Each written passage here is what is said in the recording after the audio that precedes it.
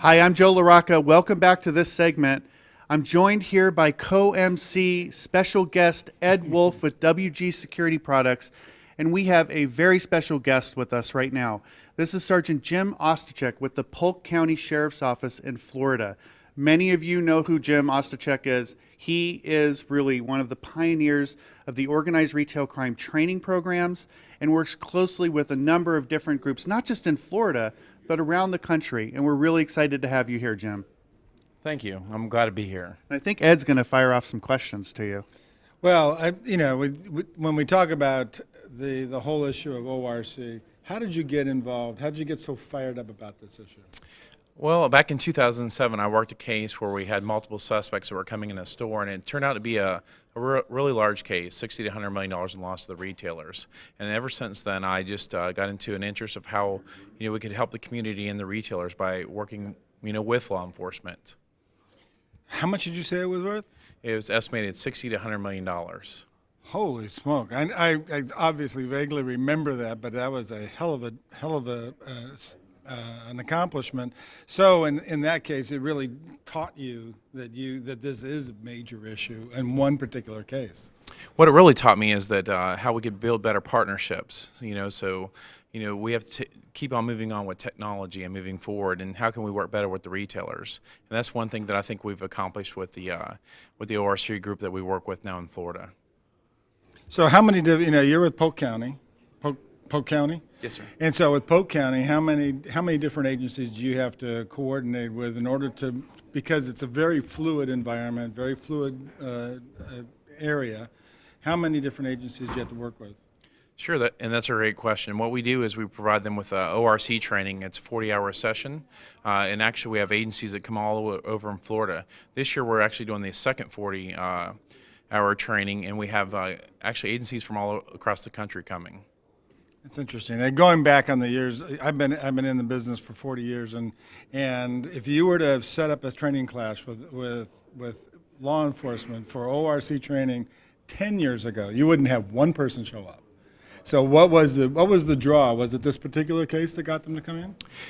I think it's building the partnerships was the draw for them. They found out that working with the retailers and doing the different areas and working together not only solves the retail crime, but it also solves crime in the community. And it helps us to solve those crimes. I think it's a big factor for a lot of agencies, especially with the reduction in some agencies with their personnel. It teaches them how to rapidly respond to solve these crimes in the area. I think it's probably an excellent way of rounding out your relationship with these retailers too, because many police departments see themselves as simply people transporting shoplifters, and that's a real pain in the neck. And so by going in and do something proactive, you can really, kind of balance that relationship out. It really helps us because we take the interviews seriously, and then once we interview them, we learn about other things that are, it helps the retailer, helps law enforcement. We learn a lot of different intelligence information from them. Now, Sergeant, I know you've been on the front lines of organized retail crime, and your boss, Sheriff Grady Judd, has also been really a national outspoken advocate of retailers working with law enforcement. He now chairs the Florida Sheriff's Association. He's constantly on television. He's testified before Congress. And I know he's stood behind developing a program specifically in Florida to work with other agencies. Can you tell us a little bit about that program? What's it called and what is it all about? Sure. So recently what we've done is, from being part of this and starting out, I worked on the steering committee with several other the retailers and law enforcement from across the state of Florida, and we've built an organization called FLAORCA. And that's where we're at now. It's really going to help us out a lot because we're actually taking information from the retailers and law enforcement, where we're sharing that to help us reduce the crime and reduce the retail incidents.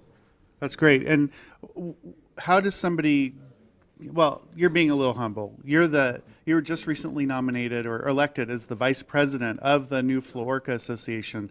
So I would say you're a great partner for retailers to reach out to if you're in Florida anyway, but now you've got this new organization. How does somebody get involved in FLAORCA? So it's pretty easy. It's not even a situation that they would just sign up for on the website. And the interesting part about FLAORCA is it's not just law enforcement; it's the retailers. So not only do we have a vice president of law enforcement, we have a vice president of retailers, and we evenly try to distribute the responsibilities. So it really works out as a great partnership. That's great. And Ed, a question for you. As a retailer working with law enforcement agencies and trying to engage them, was there, I mean, how did you were very successful at getting cooperation from law enforcement? Was there a technique or a trick that you could share on how you got people to engage with you on the public sector? Well, I think that it's like anything else. It's like getting agreement from your boss. You have to you have to show them what's in it for them. Right. So in the case of the one that we're talking about here, we're talking about $100 million case. That made a huge splash, I imagine, in the group, and as a result of that, you were able to take pride in that bit of police work, and it spurred, caused you guys to go after more, right? Absolutely, and I think the key to it is it's not just the large case; it was the amount of people that were involved and how they were running the organization. And I think that it's interesting because what we find is a lot of times these people have been arrested multiple times, and they just had not been linked to the organization that they were in. And now today it helps better identify, and I think that the training for the law enforcement is extremely important, not only for the training for them, but for the buy-in with the partnership with the retailers. I think that's one of the most successful parts of the the program that we have, and that's one thing that the sheriff has really believed in, is partnering with the retailers. I think this has also come on the heels of police departments in general are being more cooperative with each other. They used to be siloed as much as retailers were against law enforcement or with law enforcement. So I think that this whole thing is kind of coming together as well, don't you think? I do. I think that this is just one model of many that there's an opportunity to work with the retailers, and I think that it's important though that that law enforcement partners with the retailers, because when you don't and you're working as a single, it's not a force multiplier. But when you have that force multiplier, it's easier to put together cases than it is if you're just trying to do it by yourself.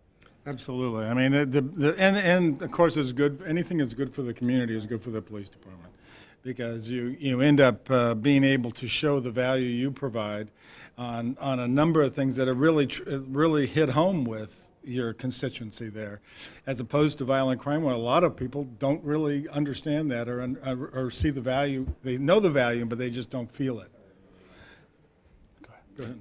Absolutely. I think that our community sees it because our sheriff is very vocal with when we catch these groups, and outspoken how it helps them, because people want to go into a safe establishment, and they want to go in there and do their shopping and not have to worry about a lot of stuff. And sometimes the cost is is important. And a lot of times that when we interview people or interview suspects, they say, well, the insurance covers that. Well, we found that that's not always the case. Well, it is actually never the case. It's almost never the case. Exactly. I mean, all of these large companies are self-insured, which means they just take the loss. Right. Now they write it off, but so it's a tax loss because it's a loss due to inventory shortage, or they may characterize it some other way, but they lose that money. Period. Right. No question about it. So there isn't an insurance issue. And I'm not sure that's really has value as what in terms of an explanation as well. Yeah. And sometimes the losses, even with organized retail crime, they're not always in merchandise shrink. They're not always theft cases. When you talk about the ORC, there's the fraud aspect. There's counterfeit goods. There's, these are the issues impact a number of retailers and sometimes other sectors, not in retail necessarily, but a nexus crime into some other major issue with guns or drugs or money laundering, et cetera. Would you find that to be the case? Absolutely, and the interesting part about this, and I'll just share this story, is that we took a normal ORC case, I guess if you want to call it normal, and we were able to solve some robberies. And it's been very interesting because it came out from the investigation that we started. Sometimes you got to look at the small crimes to get to the larger crimes, and that's what we found is more interesting. And then when we flip cases over to the drug unit and things like that, we find that very interesting because sometimes you find that nexus, and then it leads you to sometimes just endless. Yeah, and I think the one thing that people don't realize is, like, for example, the Bloomingdale's in Stanford in Palo Alto, California, had recently had some guys drive through their door and wipe out a number of their fixtures, in addition to stealing some David Yurman and some other fine jewelry. And they always report the case being, $200,000 or $300,000. When you actually take a look at just the cost of the doorway that they took out and the cost of all the fixtures and, of course, the business interruption, it was actually just a huge loss to that company. And, of course, those guys aren't your standard shoplifters, are they? I mean, they drive in a car in. So that would be the type of guy that you might catch, as a robbery suspect at some other later time, because it's a violent crime. Yeah, exactly. Now, Sergeant, I know that the training that you've done, you obviously have a very important message. Where would somebody find you next? I know we need to wrap up, but if you've taken your show on the road, you're speaking at some different states and different meetings, what are the next couple that you might recommend people go to? Well, in October this year, we're going to be having our Florida conference. It's the FLAORCA conference. It's going to be in Tampa, Florida. I would definitely, that'd be a definitely good session, because we're going to be there and provide with training. I'm doing some training there. We have some great speakers coming there as well. I would definitely recommend that. There are programs in multiple states that are good. I think the most important thing is that training the law enforcement sometimes and educating them, and taking the time to do that will help you in your investigations from the retail side. That's great. There's two other meetings I'd put on the radar. One is the New England Organized Retail Crime Program. That's on September 17th in Worcester, Massachusetts, really for everyone in the New England market. And then following that is the Ohio program. Where's that this year?